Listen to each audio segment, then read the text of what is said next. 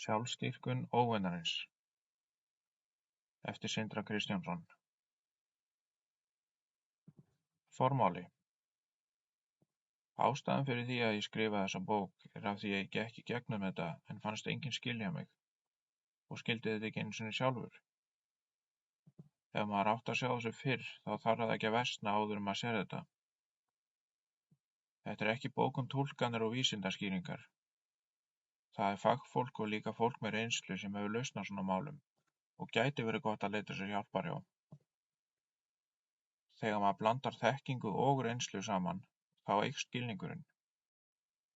Önnur ástæða fyrir því að ég tala djöfulinn í þessu samhengi að því ég leitaði trú til að fá hjálp.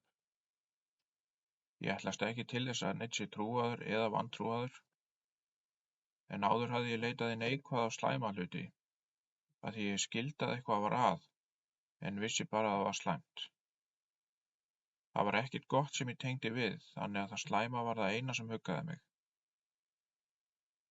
Þegar manneskja að gangi í gegnum þetta, þá kannski betra að sé talað vandamálið eins og það og afleikunum sem hefur fengið von, heldur en að leita bara í eitthvað slæmt ef það svo engin lausn.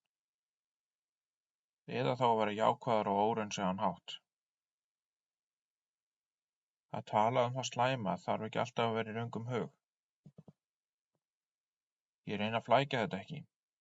Ef einhver að leita í kirkju eða trúarbrögð með þetta vandamál, þá þarf hann ekki að leita lengra.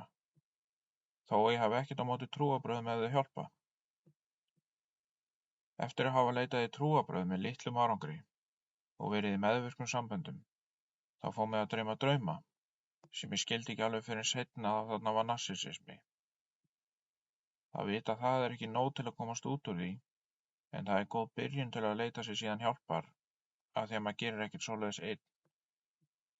Ég hef fengið fleiri drauma sem tengjast ekki þessu og þarf hægt að tala það annars staðar. Hér á eftir koma draumarnir nokkurn veginn í röð og ég ætla að leyfa hlustandanum að skilja sína upplifun sjálfur. Draumarnir. Innilokunarkennd.